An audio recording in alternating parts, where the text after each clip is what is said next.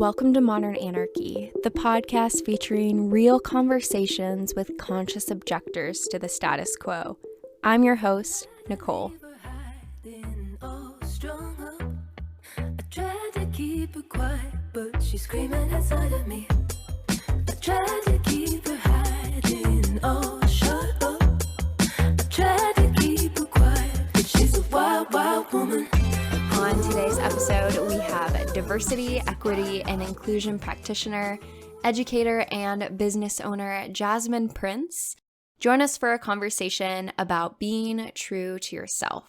Together, we talk about redesigning your life path as an adult, paying attention to the top 5 people you surround yourself with, and listening to the wisdom of the body.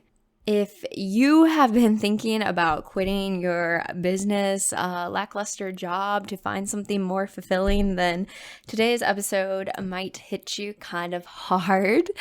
You know, Jasmine talks about stepping into entrepreneurship and letting go of those doubts and fears about what that might all mean and how people would receive them.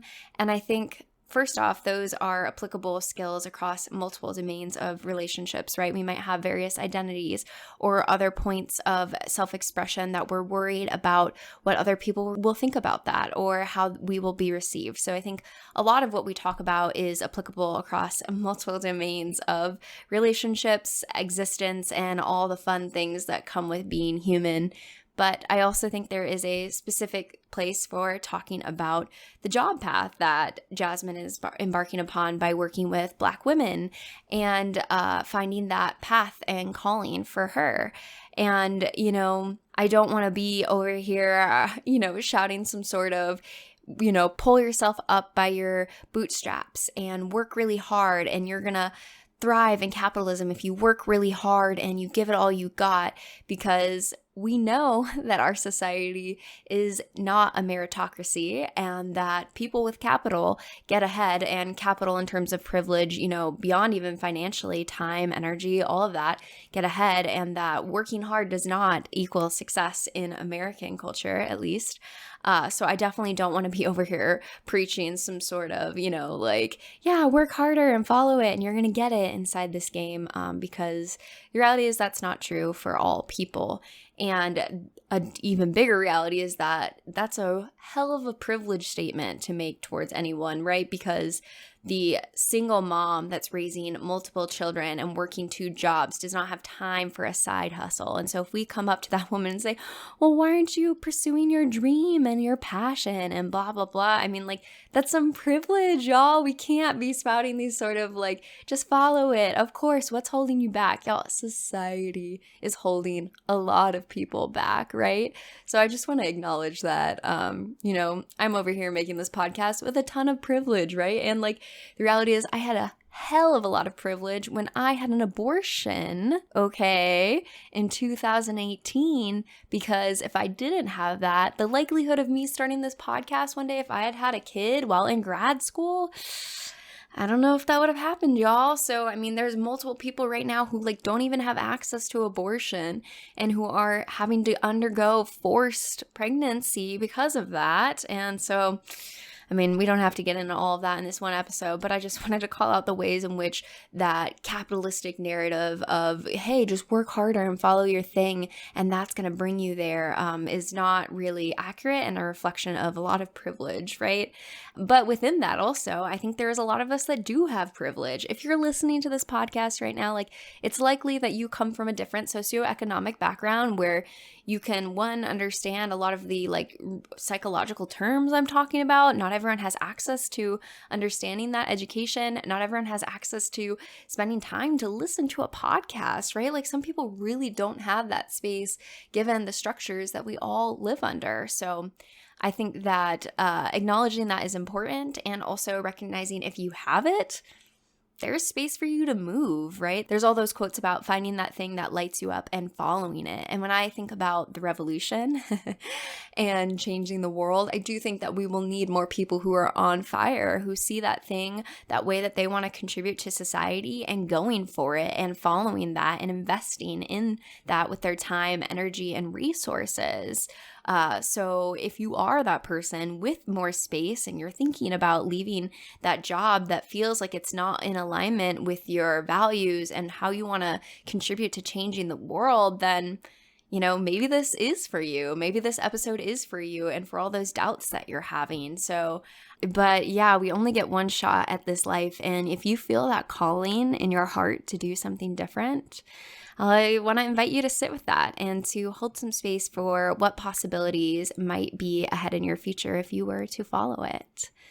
And I hope all of y'all are enjoying Pride. Happy Wednesday as we close out this month of June of our celebration, and a reminder to keep fighting for the world that we dream of.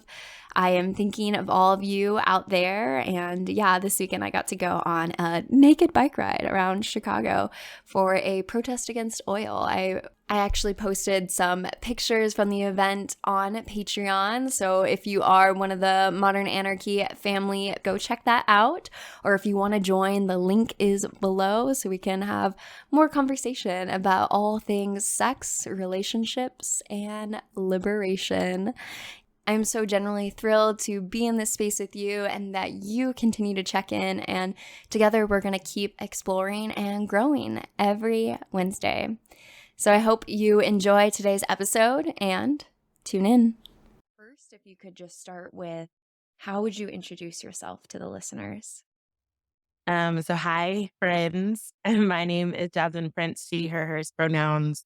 I am a diversity, equity, and inclusion practitioner. I'm an educator. I'm also a coach and a business owner. And so those are the things I do to finance my life. If I were to describe myself outside of what I do, I would say that I am a traveler. I am a encourager. I am, if I could put professional hype woman on my resume, I would, because that's what I love to do. And I think I just all around like want to be a light in the world. And so that's a little bit about me. Yeah. What does it mean to be a light in the world for you?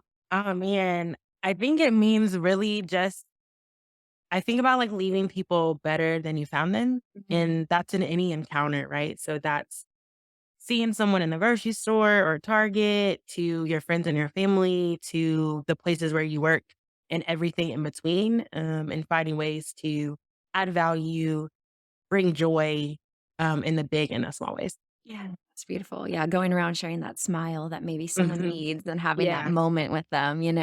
absolutely. Yes. Yeah. Yeah, yeah. Yeah. I'd be curious, what is your story? What is your journey into all of these things? Man, We have all the like space. Take it up, share it. I'm here. Oh man. So I think about really, I guess I'm going to start with my journey into higher ed because that is what like I naturally, when people ask me that, that's what I'm naturally go to. So I went to undergrad at the University of Alabama at Birmingham. I'm a Birmingham native, really went to school to be an occupational therapist, had a, not even a quarter life crisis. It was kind of before the quarter life hit, but had a crisis about like, I don't know if I actually want to do this, and had to change my major Yeah. in year 4. Oh, And so, yeah, which I don't recommend as someone who like put the students, like I do not recommend. And when I went and sat down and talked to my mentor, we were talking about like, I don't like if I change my major, I don't know how to pivot back into like the healthcare space. I don't know what that looks Mhm. like. Like I Yeah. don't really know what else I want to do because since I was 16, like I've wanted to be an occupational therapist. Like Oh, I've never explored other opportunities. Like I don't know. sure. And we talked about social work, we talked about teaching, we talked about like counseling and therapy, which all are great professions, have a lot of love and respect for the folks in those professions. I was like, none of those really moved my spirit. And we stumbled upon student affairs, higher education, which is what my mentor also has her degree in. And she's like, well, you can, like, what about my job? And I was like, this is a job for you. You do actually get paid and can finance your life. Right. And so started to explore higher education, student affairs, um, and then went to graduate school for that. And all of my work has been centered around multicultural affairs, diversity, equity, inclusion work, particularly because as a Black woman, all of my work has also happened at predominantly white institutions. And Mm, so I recognize the necessity for students of color, from all identities to see other folks of color in yes. leadership, to have those folks to confide in, to coach them as they navigate not just the academic side, but also all of the other things that come with being someone from a marginalized community that has to navigate the world and particularly navigate across campus. So yeah, so that's how I got into higher ed. I think my journey into business was a little, yeah, kind of. I don't want to say that I fell into business, but I think that I was very like anti being an entrepreneur for a very long time. Mostly because everyone that I knew that was talking about entrepreneurship, that was like finding success in entrepreneurship, talked about how much they hated their jobs, and that's what Mm. pushed them into entrepreneurship. You were just like, I hate my job is stressful, I'm going home, like I hate it. So I equated that language and that narrative to that's the prerequisite to go into business for yourself. Is you gotta hate your job enough to be like, we're just gonna take the risk and like whatever happens, happens. I don't even like going to work. So what could be worse? And I love my job. I love working with students. I've really had really amazing colleagues and supervisors and worked in really great teams. And so it was hard for me to rationalize, like, why would I want to be an entrepreneur? I like my 9 to 5 job. Like it pays the bills, lets me have a little bit of fun. And then a thought came after a conversation with a good friend, and she was stepping into entrepreneurship. She mentioned to me, like, oh, you're next. I was like, nah, I'm really good. I'm gonna stay over here as the professional hype woman that I am. I'm gonna cheer on all the people I know that are stepping into business. I want everybody to be successful. I'm good. I don't want to even do this. I will go to my 9 to 5, clock in and out, coach these students and work with these students, and I'm gonna live a good life, right? And after she introduced that thought, the thought never left. Oh, no. That's how it happens. And That's how it happens. it was really odd. As I remember for a month, like I'm praying, like, God, like, I don't want to be an entrepreneur. Like, please take the thought away. Cause like I don't want to do this. I don't even know where I would start. If this is not what I'm supposed to be doing, just let the thought go away. Cause I don't even really want to do this. I'm anti-entrepreneurship already. Mhm. And like the thought just persisted for 30 plus days. Like it was just like in the back of my mind subconsciously all Yeah. the time. And so I was like, well, I guess we need to do something with this.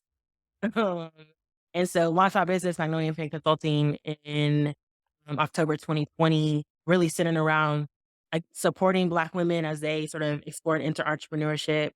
So yeah, that's some of I guess that's my journey. Long story Yeah. short, short story long. Yeah, yeah, yeah. I don't know about you, but at least my experience too in going to school was there was so many careers that I could imagine. And something like your mentor had mentioned, working with students was not one that I could see in the template of like, 10 options of career choices, doctor, teacher, whatever. So I think a lot of people have that same experience of going to school for something and then realizing, like you said, like that doesn't move my spirit. Hmm. Yeah. Yeah. And that's a hard, like, it was such a hard reality. And the path is going to change. I don't know how to Mm. get to the end goal anymore. So we're just going Yeah. to switch the path up altogether. But even coming to terms and having to tell my parents, Yes. like, I was changing my major.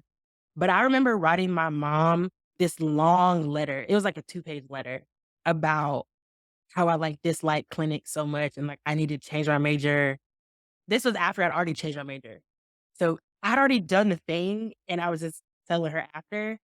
But I was so scared to just have like a conversation. I'm very like anti-conflict, just like makes my stomach churn. And so when I was younger, growing up, one of the things that sometimes like my mom used to encourage us to do was like, if you're just like scared to have a conversation, you just like write me a note. So like Mhm. you can get it out. I have time to process and then we can talk about it at Yeah. a later point, right? So I was like, Love okay, that. she's gonna be fine with notes. Like we've written notes about hard stuff before. So wrote the note. We eventually had a conversation about it maybe like a week later. And my mom said when she was reading the note, my mom thought I was about to tell her that I was pregnant. Oh, That's what she okay. thought as she was reading the note. She was like, "You just said it out so Yeah. dramatic." It's like, then I flipped the page. All you said was you changed your major, and I was like, "Whew," because she thought it was going a complete different direction because I Yeah. built up the drama. Totally. It was a really dramatic experience. I think I made it dramatic in my head because it felt so life changing at 21. Well, And I would say it is. That's the Yeah, it thing, right? is. Is like holding space for like the existential reality of that moment of we're trying to figure out where we're going with our path. What are we going to do? And especially when you're someone who I'm picking up from, wants to care for other people and serve other people. It's not like you were going into this with like a business focus and trying to like work a corporate job sort of situation. It sounds like you wanted something that lit up your heart, that you were passionate about, that you were giving back. So these questions are not so much about a major, but more about your purpose, right? Your dharma in some ways of what you're doing in the world. And so when you Yeah, make those shifts, that's huge decisions, especially right, yeah, at 21 when you're trying to figure it out. And we have little experience. I think that's one of the frustrating things. I had a similar thing where I wanted to be a doctor of medicine and then worked in a clinic and was like, I get 5 minutes with a patient. That's it. That is definitely not what I want, right. right? And, like, we just don't have this lived experience in these different things to even know, and we have to know at 18 when you come in, actually 18, right? You're supposed to know what you're gonna do for the rest of your life. Wild. But then also it's like, we know from psychology that we've internalized all these different relationships, and so telling your parents is a big thing because we've internalized their response of, "Will I be accepted? Will I be celebrated? Will I be rejected?" And so, yeah, when you think about those students that you're working with that are the helicopter parents, Mhm. I have so much heart for the students that are trying to figure out their path in that because it's not just their brain that they're holding up there. They're also holding the desires of their parents up there, Mhm. and that's really hard because then you might be in opposite ends, I wanna pursue art, and their parent is saying, "You need to go into finance," right? And then you start to get these, like, deep existential moments of, "Will I follow my soul and what moves my spirit, or am I gonna listen to the expectations of other people?" And that's Yeah, hard. and it's hard, and I think, like, even even after you get out of school, right, that's the thing. Am I gonna listen to the thing that I know in my heart, like, this is the thing I'm curious about, I'm passionate about it, it brings me joy. I'm gonna bet on myself and take the risk, even if it's not a logical thing, even if it's not like the cool thing or the fancy thing that everybody thinks is gonna make me money. Or am I gonna listen to all the voices? And I think when you get out of school, there are even more voices that are telling you, like maybe you shouldn't do that, right? Because like you have responsibilities Mhm. now, Yeah. right? And your time to explore and to take risks in that way, like you've missed the moment to do that, right?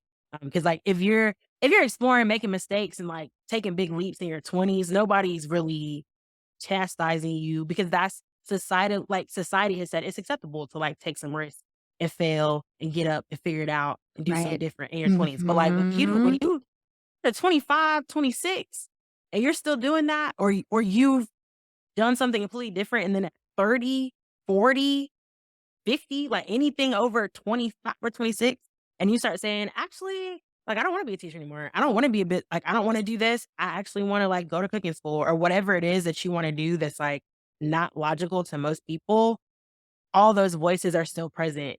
And Yes. society then says, that's not actually acceptable to be doing. And that's not when you should be doing it in terms of where you are in age or in terms of your career or your status, your relationship status, right?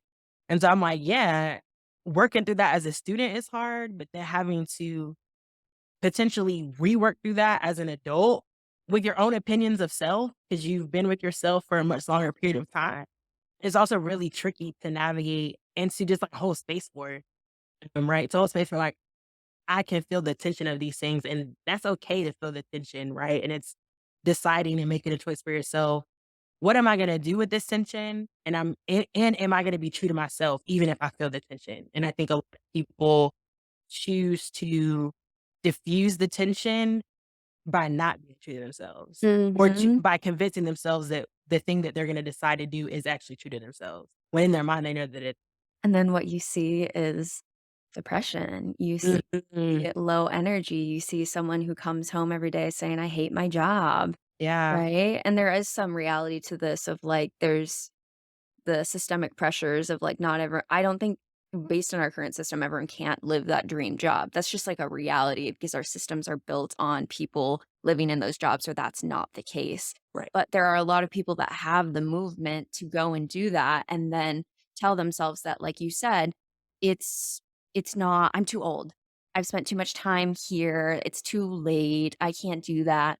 And they spend a lot of time then saying, it's too late. Like, and they stay really in the past. Like, it's too late. It's too late. It's too late. And I'm like, you have 40, 50 plus years. You're halfway on the continuum. You're about 40. You have so much time. But instead, what we're looking at is the past saying, I messed up. I didn't figure it out. I didn't follow my dreams of going to this. And then they stay right here, continuing to like ruminate on how they've already wasted those 40 years. When it's Mhm. like, I'm trying to get some like mindfulness, wake up, like you're right here, right now. And you have the opportunity to change the rest of your life moving forward if you want to. I'm not saying it's going to be easy. It's going to be full of lots of challenges, but do you want to stay in that space of ignoring that calling in your heart? Yeah. And I'm curious to know when, if you get those sort of folks to a space that they can sort of see like, I'm living more future focused than I am past, or even I'm living present focused rather than past focused. What kind of things are they able to start to do, or how does their narrative change once their perspective changes? Yeah. Yeah. I think that's the whole thing. Like a lot of what I find in psychology is the narrative, right? Like what is the narrative that you're telling yourself? You're telling yourself you've already failed, you messed up the time, and it's too late. Mm. When we unpack that narrative, you can create new ones of there's still 40 plus years, there's time. One of my colleagues at the clinic that I'm currently working at, I think he's in his 50s and he's going back to get his PhD in clinical psychology. And that has been really inspiring just to see, I'm just, Yeah. wow, I think that's amazing that you would follow that path at that age to do that and dedicate, 5, 7, 10 plus years in this. And at times I'll like push my mom because she's in that same age. I'm like, you could do it too. But my mom never went to college. So then even that is like a whole step to start Yes. from that space. So I think sometimes it's also like working within the realities of where you're at because someone like my mom to get a PhD would have to do like, all of the steps of undergrad and all of it. It would be such a long road. So but the reality is for these people in these spaces, there's usually a calling, I would say, that is ringing in their heart. I wrote down what you had said about the entrepreneurship, like that word and that idea of following that playing in the back of your mind. And I think that's what a lot of people have is that, like, I knew I should have pursued art. I knew I should have pursued art. And yet they're in this business degree space working in corporate, and then they still feel that longing. They still feel it. Hmm. Squelch it down, like you said earlier, with that's silly, that's irresponsible, all of those things. But the thing that lights their soul on fire is art. Yeah. Yeah. And what I have a good friend who we have this conversation a lot, about just like, he talks about certain misery. And so we had a conversation, I was sharing some ideas and he was like, yeah, so like, what are you going to do? And I'm like, honestly, like all of the ideas seem pretty overwhelming because there's like 30 steps involved. And he was like, so are you going to figure out like the next step to take? Or are you just going to continue to exist in certain misery? Because either way, like the thoughts are you're gonna keep spinning just because that's how your mind works, right? So like you're gonna continue to create and build upon those thoughts. And if you never move on them, then you're just in certain misery because the thoughts aren't gonna go away. And when he said that, I don't know, it was something about when he said that that just like switched on in my brain. Like, yeah, I would rather fail trying to do something that brought me joy and to not do it in a way where other people have maybe deemed it the most successful, but for me feels good to say like, you know what? Had the idea, tried it out. It didn't work out the way I thought it was gonna work out. Cool. So now I have other space for other stuff. And like, cool. As Right. opposed to never acting and it's like, well, all this stuff just playing in the back of my head all the time. Mhm. And it doesn't allow me to have space for a whole lot of other stuff either. Right. I don't have Yes. mental capacity to hold too much else if I have all these other things sort of in the background that I'm actively trying to Mhm. suppress all the time either. Mhm, mhm. Yeah, and I love that you hit on that. At least I tried, right? Like, at least I went for it. I gave it my all, and I really put myself out there, and I did it. And I think kind of like balancing that is always those fears of what we had talked about earlier of, yeah, what if someone judges me? What if I go out there and I tell my parents I'm going to pursue this and then I fail and it falls apart, you know? And so there's always that fear there that can keep people in that state of not moving, right? Because if I fail, this could happen. So I don't want to do that. But also, like, do you want to go through your life having not tried? Having not Yeah. tried, having your one shot at life and staying in that state of fear rather than going for it, right? Right. And yeah, it's so hard because I know that that's like a privileged statement for a lot of people to have this space to do that because so many Yeah. jobs, you know, if you're working 2 full-time jobs to try and provide for your family, finding that space to like pursue that side hobby is impossible with the current Yeah. structures that we have. But the reality is a lot of us do have that extra time. A lot of us do have that extra time, hear that calling, and then stay in that state of just really seeing, you know, it reminds me of like cognitive behavioral therapy of like really seeing like all of the negative things that could happen. If I do this, this could happen, this could happen, this could happen, this could happen. And then that's where we call it that black and white thinking. And we ask, Mm, okay, and those are all the worst case scenarios.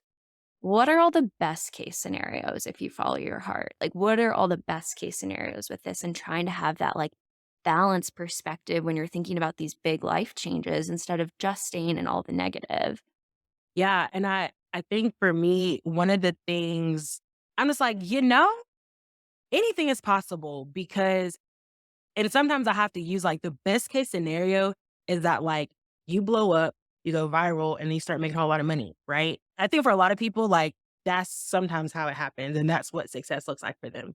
The first couple iterations are probably not going to be that great. Oh, They're not going to be that totally. great, and it's Totally. okay. Like the first draft usually never is that great, right? We don't have. There's not enough people that I think stick through some of this stuff, right? As you're exploring, as you're trying if it's like, it didn't go the way I thought it was, like, forget it. I wasn't good at that. I wasn't supposed to be doing that. And in reality, it's like, if you stuck with it and tried it maybe 3 more times, like, you would get it perfect on the 3rd time, and then your trajectory, like, goes crazy, right? Yeah. And so I know that resilience and sort of perseverance is really important. I think it's more the grit that's important. I'm sure there's a lot of psychology around grit. Totally. When we think about resilience, what I know is that like that ability is typically based on our community, right? Our ability to be held in our community, our ability to be seen. Because I would say that if you surround someone by a whole circle of community that looks at your photography and says, it's okay, like, or that's shit, what ends up happening is we internalize that. So when we have community around us, then you're like, I could do this, I could do this. And that's where always those sayings of like, took take the 5 people around you and like that's who you're gonna become. I was always like, that's such a weird, like, bullshit saying. And then now that I'm over here on the other side, I'm like, that's really, really accurate. Pay attention to the people that you surround yourself with because they're mirrors. We internalize them in that way. And that can either build you up or really tear you down. I feel the same way. I remember when I said it, and I was like, Yeah, I was like, what does okay. that And I mean? think I was hearing that when I was, like, in high school, and Yeah. it matters at every stage of life, but in my head, I just was like, "Okay, Right. sh Sure. right, Exactly. okay, whatever," which is a lot I feel like I did that a lot of high school, like, I don't know what you're talking about for sure. Totally. And now and I think, like, what you said is so important because even when you said that, like, I thought about, like, the 5 people that I talk to the most about business or that I just spend on the Yeah. daily, like, talking to, they have been the people who have like, spoken into I'm like, "I'm thinking about doing this." And, like, if I can get 2 people to say yes out of my inner circle, I'm like, "Okay, we could do it, we could do it." But if I'm spitting out ideas and, like, I'm watching if I'm particularly if I'm on FaceTime, I'm doing this in person, and I'm watching you react and the reactions aren't good, then I'm like, "Oh, okay. Maybe I shouldn't." Yeah. Okay, right? Right. And so, I talk about being a professional hype woman, and I've had a conversation with friends like I always feel very privileged when people are in a place where they're ideating about doing something differently than they're currently doing, and they come to me to say, "Hey, like, here's something I'm thinking about," you Yeah. know, because I recognize, like, in those moments where, like, dreams are just starting to, like, take root, to get grounded in some way, like, the people that you share that with and what they say about your ability to do the thing, what they say about the thing itself, and your potential for success matters more so than when you're established and like someone's just telling you you're doing a great job. Like if someone when you're in the idea phase, you have enough people say, uh, Yes. then like most people are going to abandon the idea. Yeah. Right. And so I know I've found that as folks do that, I'm always like, okay, this is a moment where you get to be a part of like pushing them towards a thing that they already know they should be doing. Right. And Mhm. the language that you use in this moment, it matters more than you think it's gonna matter. And it matters even if they don't tell you that it matters. Like it Oh, matters to me. yeah. Right. 100%. Yeah. Yes. Yes, I love thinking about it as, like, you said that seed, right, taking roots. Like, imagine when you first put that is it like a sapling, right? Sapling, that's what we say? Yes. Yeah. Yeah. Jesus. You put that sapling in the ground, and then imagine if someone came over and, like, smushed it down. It was like, "Nope, we don't like that idea." Like, Mhm. that little baby plant does not have the roots that a plant of, like you said, you've been doing this for 10 years and someone comes in, even if they give you criticism after 10 years, you're like, yeah, I've got lots of roots in this. This is a little bit of a, breeze compared to like when you're that young and you're planting and just starting to build this, those first initial critiques can be devastating. It can absolutely Yeah. kill any potential. And I think what's interesting in that is like thinking about the reality that those critiques often are a reflection of that person's fear, right? When you put in them Mhm. saying, I have this great idea, and then your friend says, well, I don't know if it's that great. I mean, that's kind of risky, blah, blah, blah. That's a reflection of how they see the world, which is that if you go through this, you're not going to be received well. It's not going to happen, all of these things. Or, you think about parents and they might, be other people might be jealous too. That's Mhm. another thing. And so then they like come back with an attack of like, no, I don't really think so. And so you have to be really careful about who you open up. Especially, I've experienced, like working in the psychedelic therapy space, working in Mhm. a kink space, working in a non monogamous space, queer space. I will bring up ideas to certain people and they'll look at me like I'm crazy and then look at other people and they'll say, yes, absolutely. All these things are so great. Follow them, go. And so that's one thing too. I feel like when you're navigating these things is like being careful and selective of who you open Yeah. up to about this too, because everyone's working from their own lens and their stuff will come out with how they respond to you about this stuff. Yeah. I think particularly when it comes to, like, taking risks just, like, outside the societal space that is deemed acceptable, Yeah. that it is even I think in that space, it's important, right, who's coaching you, who's advising you, who's Yes. mentoring you, Yes. because you could go left very quickly with the Mhm. wrong even if it's socially acceptable.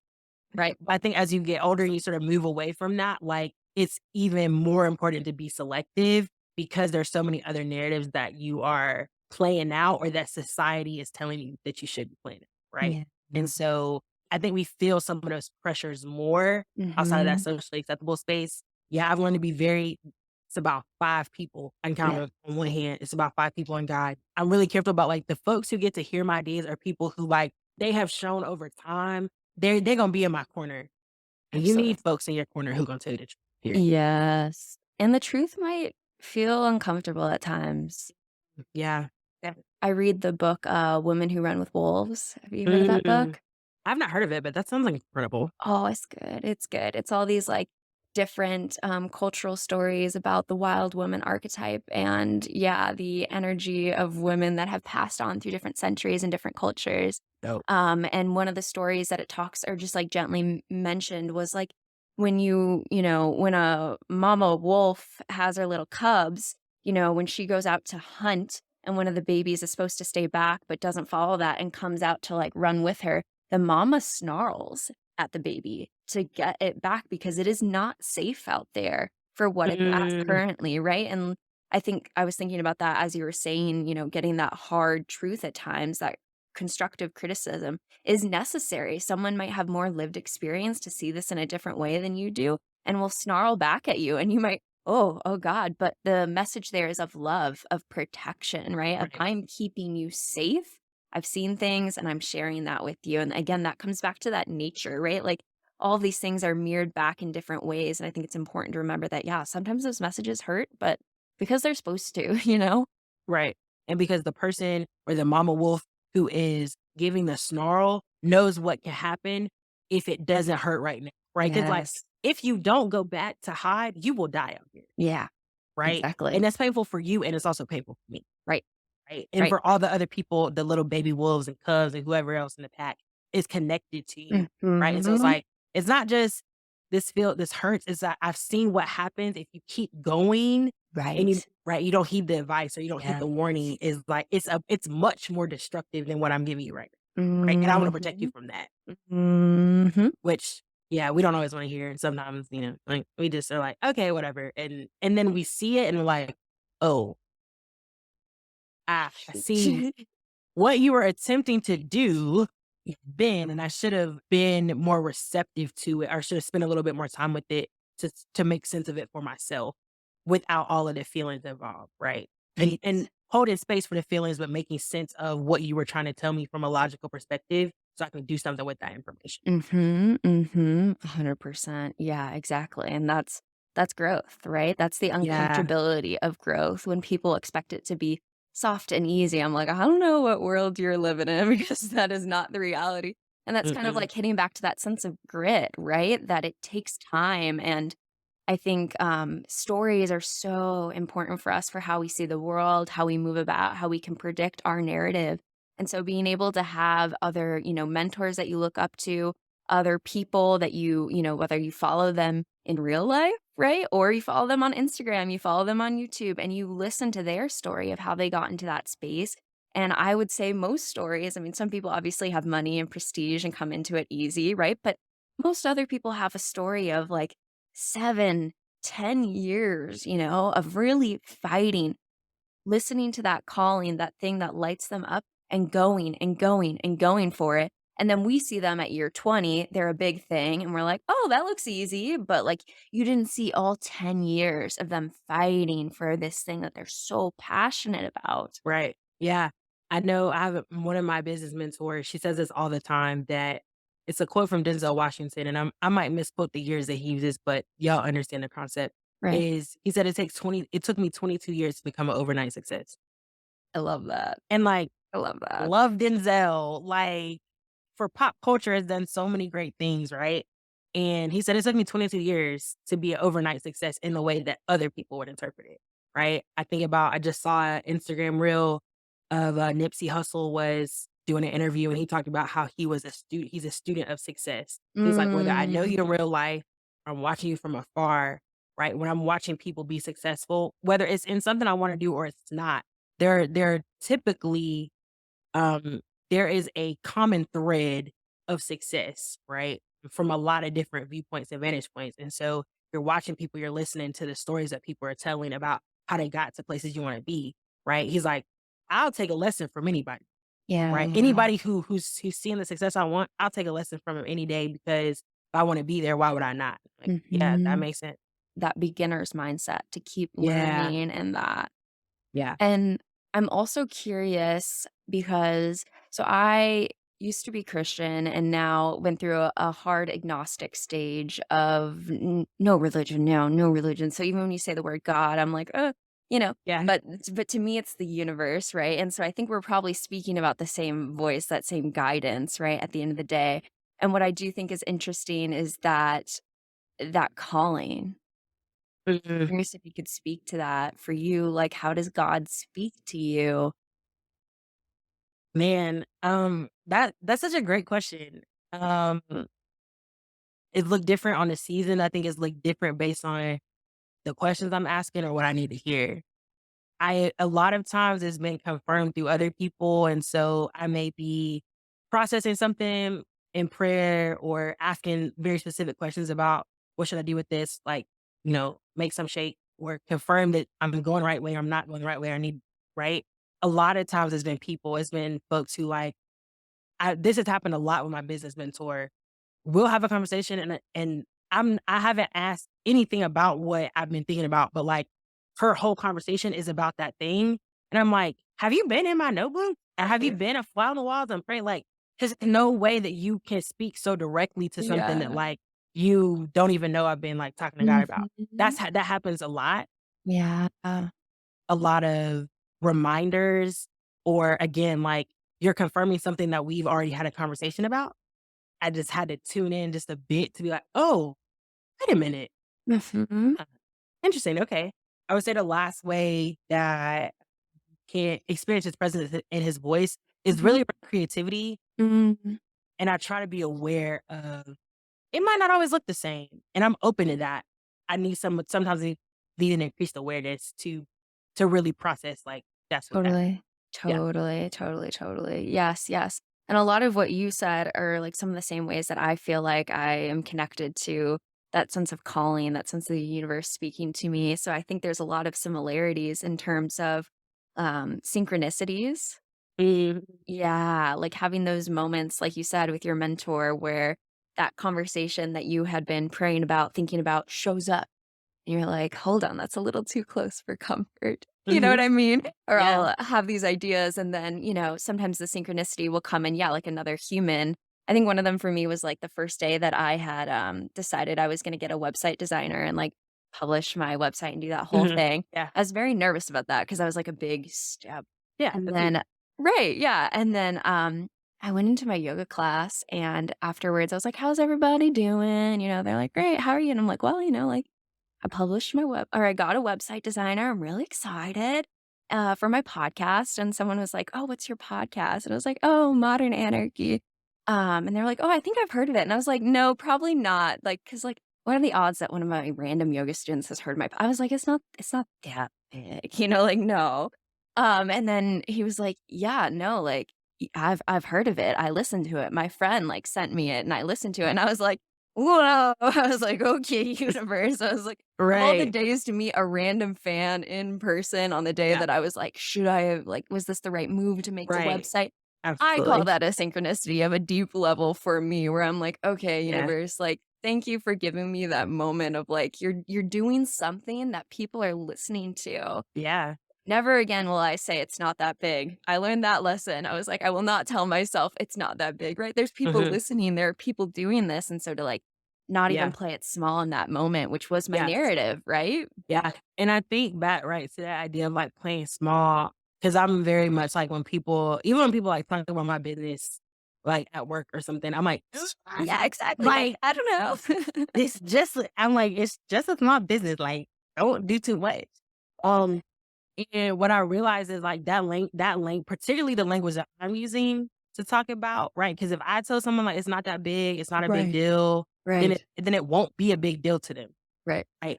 And the reality is it is a big deal. Like I put a lot of time and effort, energy. It's a lot of tears and a lot of conversation with God about how to do Totally. this good, well, in a way that's well received and that Yep. adds value.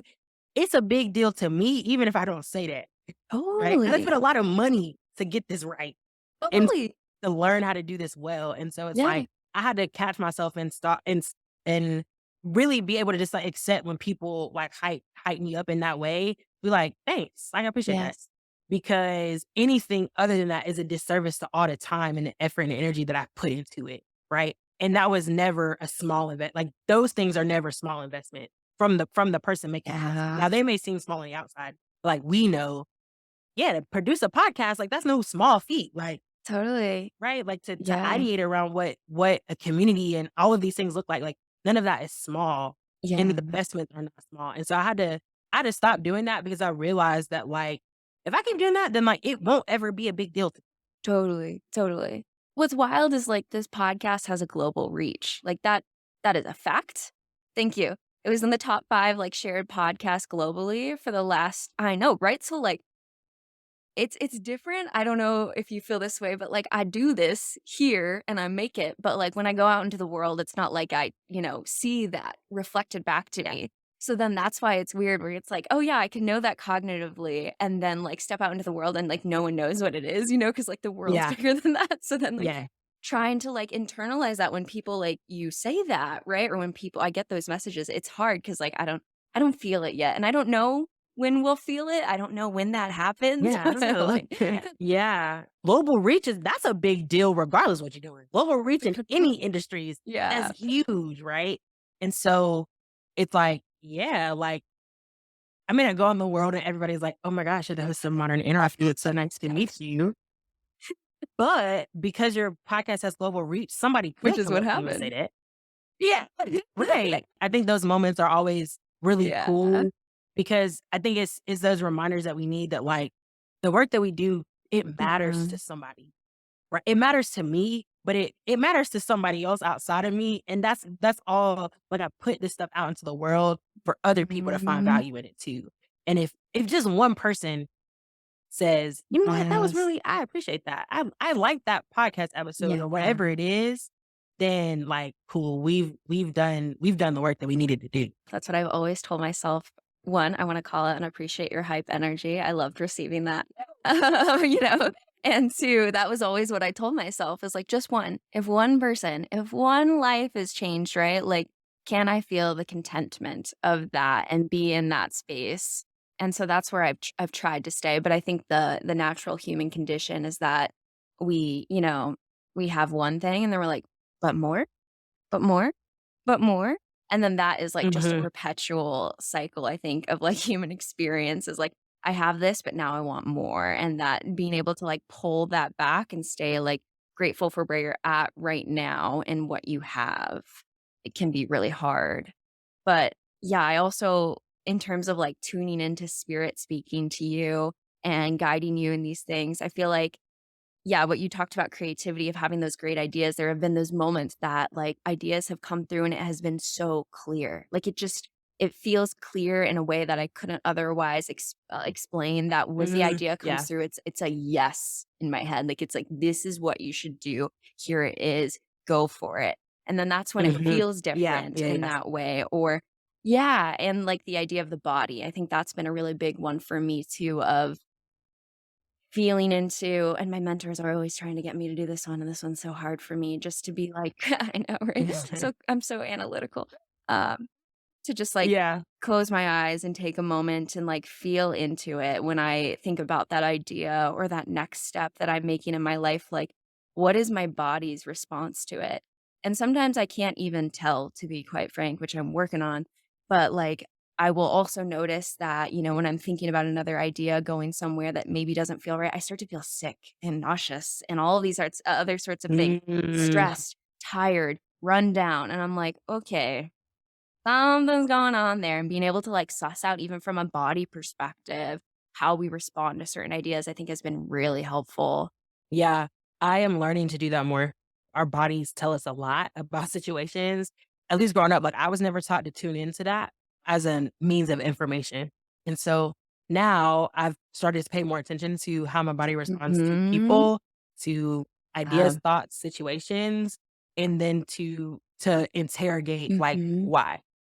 And, like, what is my body trying to tell me about this situation or this experience?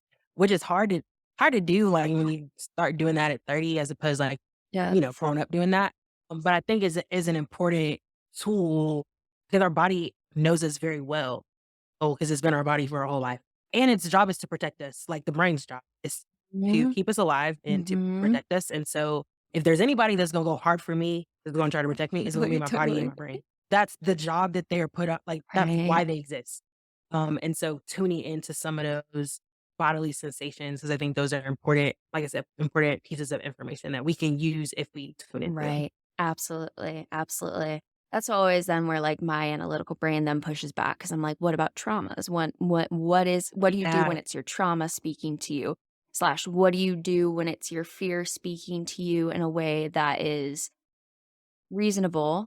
I would say in my non-monogamy journey, I've had lots of fear as I've unpacked, like, Mm, jealousy and things, and so, like, in those moments, if yeah. I tune into my body, like, my body's scared, but in the same way that it's scared when I go rock climbing, right? So it's like, that's a reasonable fear, but I'm still gonna do it anyways. So, like, trying to, like, suss out all these different body reactions of, like, the trauma versus intuition versus, like, reasonable fears that we Yeah. push through. Oh, man, that is a journey and a half, and I do feel like through continued practice, I'm starting to, like, feel the different types of what they feel like, and they do feel different in each category, but how getting the language to describe that in a public platform and share it with others, I'm still, like, trying to ground, like, finding words for that, like, ineffable experience of, like, what is felt in the Yeah. body between those different states.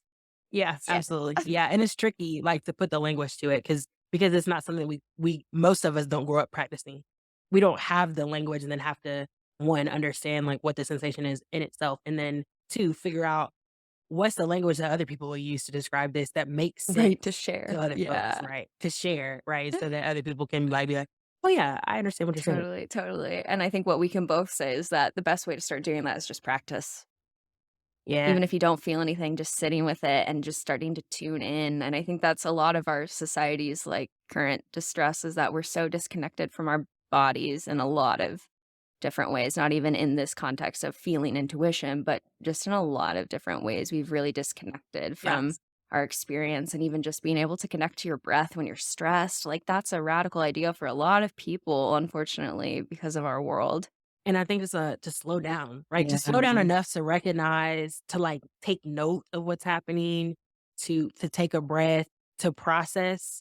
We're so, like, addicted to being busy that the idea to sit to just sit still is the idea of it is, like, a far out idea, and then to actually do it is not a far out idea, but, like, it's very uncomfortable, so then, like, people don't practice it enough because it feels very uncomfortable because our bodies are used to, like, always being on go, right? That's against the grain of how society has conditioned us to sort of move. But it's, like, helpful, right? In terms of just, like, understanding self, like, it's just helpful. You can't understand yourself if you're always on the go. Like, you gotta sit with yourself long enough to, like, be able to understand and Totally. to question and to, like, have an experience with yourself. Like, you have to stop doing to be able to do that. Mhm. Mhm. That's just against the grain of society and culture, right? It's like, Yes. "Nah, we don't have time to do that." Yeah, exactly. I don't have time to sit and think. I don't have Yeah, time. And it's uncomfortable as someone who yeah. equally struggles to like sit in silence and just take a deep breath when I'm really stressed out with school. Like it's uncomfortable. But I think that's also why those shower thoughts, right? Those shower thoughts, they're coming in at that time because that is when we're kind of like in the sensation of the water on our body. Yeah, taking that moment. And then all of a sudden, these great ideas come through and these things. Mhm. Yeah. Yeah, that makes sense. Uh-huh. That makes Yeah. a lot of sense, actually, yeah. Yeah. As we come towards the end of our time, I want to hold a little bit of space in case before coming into this conversation, you maybe had something on your heart that you wanted to say that maybe we didn't get to. Mm. Otherwise, I have a closing conversation or a closing question I ask all of my guests. I'm trying to do this more and, like, going into conversations with minimal expectation and just letting it be so I can just be present with what's happening in the moment. So, no, I don't think I had anything that I, like, had pre-planned to say, but I really enjoyed just, like, the conversation overall. Good. So, yeah. Yeah. Well, then the closing question I ask everyone is what is one thing that you wish other people knew was more normal? I know, no That's a pressure. wow, that's a loaded question, man. That's No, loaded. I answered it recently. I've had so many different answers, by the way. You can take that any way you want. Man. When I do, like, an annual, like, reflection podcast episode every year that I'm doing this, and, Mhm. Yeah. last time I answered it about nipple hairs because I was, like, so insecure about it, and I'm like, "We need to fucking talk about this shit." Yeah. So, some other people take it deep, some you can take it light, you can take wherever you wanna go. The first thing that came to my mind, crying, even when you're not sad, is a normal experience and is a normal expression of emotion. I've always been a crier, like, since I was a kid. My mom has always told me, like, I was of her 3 children, I'm the most sensitive of the 3, and I've been like that my whole life. You can't fuss at me too hard as a kid because 'cause I'm probably gonna cry. As I've grown up, I've got a lot of messaging around when and where it's appropriate to cry and what it is appropriate to cry about. Yeah. And as I've gotten older, what I've realized is and what I've come to terms with is crying is a very vulnerable expression of emotion, and there are a lot of people that are very uncomfortable with people that can freely express that. But I can. And so, like and I don't have to know you, like, I can be mad, Imma cry, I can be frustrated, I can be overwhelmed, I can be, like, happy, Yeah. sad, and all of the, like, emotions that run in between on the spectrum, and it is a normal release, like, it just is, and I wish more people knew that that was normal. I think the world would be a better place if more people cried and were able to release whatever it is they've been holding on to, Totally. and I wish that other folks who are tender in that way knew that they didn't have to change because other people are Mhm. uncomfortable. Yes. When you say that, I think about the narratives we have around that, right? Like you cry, someone might say that was the worst thing that happened. I cried in front of everybody. It made me feel weak. It did all those things. see that narrative going of like making meaning of that experience in that way. And I think, like you said, that's because society has that, perspective on it. But I would put it in the opposite way. To be able to be open, to be able to be vulnerable is such a strength, right? And to trust yourself to express that with other people, I think that is truly like allowing your emotions to flow. When Hmm. you, and we need release, cathartic release in all different types of way, right? My realm is always sexuality, so I'm always like thinking about that part because I think that if you can't cry comfortably and allow that release, I'd be curious what other aspects of release in your life are like. Can you let yourself go there? Can you let yourself have that happen? Because I think those two things, being able to be connected to your emotions, are deeply connected to your ability to experience pleasure sexually, because it's all a part of that experience of releasing and allowing yourself to be fully in that. Yeah. Yeah. Yeah.